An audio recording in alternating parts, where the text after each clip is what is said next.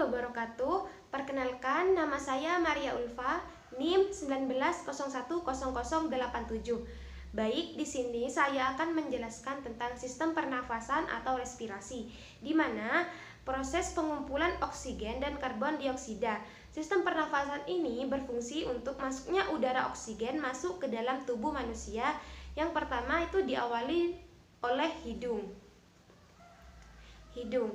Perjalanan udara dari paru-paru melewati hidung, udara disaring oleh rambut-rambut halus pada rongga hidung yang masuk mengalami 3 proses. Yang pertama yaitu penyaringan udara, yang kedua penghangatan udara, dan yang ketiga pengaturan kelembapan udara. Setelah melewati hidung akan masuk ke dalam tenggorokan. Nah, setelah tenggorokan akan menuju paru-paru. Di tenggorokan akan melewati yang namanya faring, laring, trakea, dan bronkus. Nah, faring merupakan persimpangan antara saluran makanan dan udara, dan laring menghubungkan antara faring dan trakea. Sedangkan trakea yaitu saluran seperti pipa yang tersusun atas tulang rawan dan berbentuk seperti cincin. Dan bronkus, cabang trakea yang menuju paru-paru. Nah, setelah itu udara akan melewati paru-paru. Di tenggorokan udara akan melewati paru-paru yang namanya bronkus. Setiap bronkus dihubungkan dengan paru-paru. Nah, cabang bronkus ada 2, yaitu bronkiolus dan alveolus, yang berfungsi sebagai tempat pertukaran gas dan karbon dioksida. Nah, proses pernafasan pada manusia itu ada 2. Yang pertama, ekspirasi, proses penghembusan udara, dan inspirasi, proses menghirup udara. Berdasarkan gerakan otot yang digunakan ada 2, yaitu pernafasan dada dan pernafasan perut. Nah, pernafasan dada menggunakan otot antar tulang rusuk. Pernafasan perut menggunakan otot diafragma. Setelah itu saya akan menjelaskan jenis suara pernafasan. Nah, suara pernafasan itu ada 4. Yang pertama, bronsial atau suara paru yang normal, pernafasnya teratur, tidak adanya sekret dan tidak ada penyempitan sel nafas. Dan kedua ada wheezing, yaitu jalan nafas menyempit seperti suara yang keluar sempit, biasanya terjadi pada pasien yang mempunyai riwayat asma. Dan yang ketiga yaitu rhonski atau obstruksi jalan nafas, yang terdapat lendir atau sekret di bagian jalan nafas. Seperti orang mendengkur, sekret biasanya keluar saat mendengkur atau batuk. Yang terakhir yaitu friction rub, yaitu pergesekan antara 2 pleura, bagian dalam dan bagian luar yang meradang. Biasanya akan terdengar saat melakukan respirasi pada saat pernafasan. Oksigen. Macam-macam terapi oksigen yaitu ada kateter nasal, paling tinggi itu sekitar 3 liter, dan binasal kanul, sungkup muka sederhana, biasanya itu alirannya oksigennya 5-10 liter dengan VI oksigen 2 antara 40% sampai 60%. Kemudian sungkup muka. Sungkup muka itu ada 2, yaitu rebreathing dan non-rebreathing. Yang aliran rebreathingnya sekitar 6-10 liter atau per menit. Sungkup muka rebreathing itu berisi 800-1000 cc. Nah, yang non-rebreathing aliran oksigennya itu 12-15 liter per menit.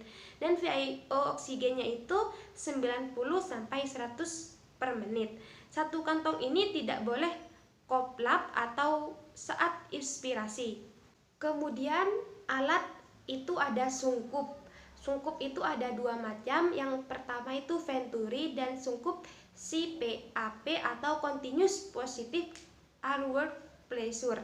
Aliran sungkup venturi sekitar VI oksigennya 24-50% dan kontra tidak dipengaruhi oleh aliran udara luar. Dan sungkup CPAP atau continuous positive airway pressure alirannya diberi sekitar 2-10 liter per menit. VI oksigennya itu 21-100% dengan sistem tertutup. Nah, selanjutnya saya akan menjelaskan tentang sistem pencernaan. Sistem pencernaan dapat dikatakan suatu proses pemecahan molekul makanan menjadi sederhana melalui bantuan enzim dan organ pencernaan. Secara sederhana, sistem pencernaan itu tersusun oleh mulut, rongga hidung, kerongkongan, esofagus, lambung, usus besar, usus kecil, rektum, dan anus. Pertama, kita mulai dari rongga mulut. Nah, dari sini makanan itu akan dihancurkan di dalam mulut dan gigi yang bercampur dengan saliva. Dengan saliva mengandung enzim pencernaan yang disebut amilase. Nah, amilase ini enzim pertama yang mencerna makanan saat dikunyah. Kemudian, enzim amilase ini mengubah karbon menjadi lebih sederhana yang disebut dengan maltosa atau bentuk disakarida dan karbon hidrat. Kemudian, makanan yang bercampur dengan saliva disebut bolus, dan bolus diserapkan oleh lidah menuju esofagus hingga menuju ke lambung. Di sini makanan itu akan masuk ke dalam esofagus. Nah, di esofagus terdiri dari beberapa lapisan. Nah, yang lapisan terluar itu bertujuan untuk gerak peristaltik. Dengan adanya gerakan ini, makanan itu akan masuk ke dalam lambung.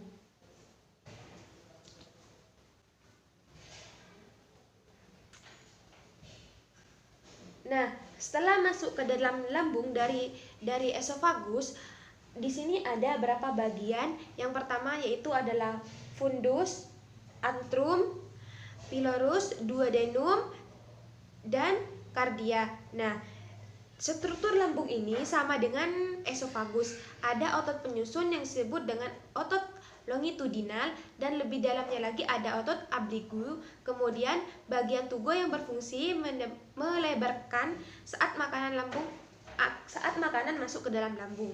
Nah, di lambung ini menghasilkan 1-2 liter cairan lambung per hari, karena di lambung ini tidak memiliki adanya kelenjar yang dipisahkan oleh seperti sphincter yang mana berfungsi makanan itu akan masuk kembali ke dalam esofagus. Jadi sphincter ini bertujuan agar makanan ini tidak masuk ke dalam esofagus kembali ke atas lagi. Nah, di dalam lambung ini ada beberapa enzim. Yang pertama itu ada lipase dan HCl atom asam klorida. Nah, dari cairan lipase ini berfungsi untuk menghidrolisis lemak menjadi asam lemak, dan gliserol akan lebih mudah diserap oleh tubuh. Cairan lambung ini terjadi setiap 20 detik.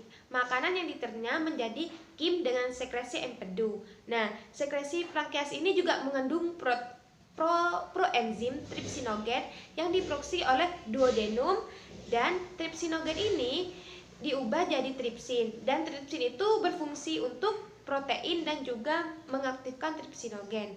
Nah, kalau HCl ini bertugas untuk membunuh bakteri. Selain itu juga berfungsi untuk menstimulus atau menghidrasi protein menjadi polipeptida atau pepton. Nah, setelah itu makanan masuk ke dalam usus halus. Di dalam usus halus ini ada berapa bagian. Yang pertama itu ada duodenum, jejunum, dan ileum. Nah, makanan ini bergerak dengan gerakan yang disebut dengan peristaltik. Nah, usus besar ini sekitar tebalnya 1 mili dengan posisinya mengelilingi usus halus. Nah, usus besar ini tidak memiliki villi karena semua nutrisi sudah diserap oleh usus halus. Ada bakteri yang disebut dengan E. coli untuk membantu pembusukan zat sisa. Metabolisme bakteri ini berfungsi untuk membasmi patogen di usus. Nah, dengan adanya gerakan peristaltik, makanan itu akan melewati dengan kolon ascendens, kemudian ke kolon traversum melintang, dan kolon descendens menurun. Nah, dalam perjalanan ini, di usus besar ini, sisa metabolisme itu akan ditampung di rektum dan kemudian dikeluarkan oleh anus. Nah, anus ini adalah perjalanan terakhir sisa metabolisme tersebut. Mungkin itu saja penjelasan tentang sistem pencernaan dan sistem pernafasan. Mungkin ada kesalahan, saya mohon maaf. Assalamualaikum warahmatullahi wabarakatuh.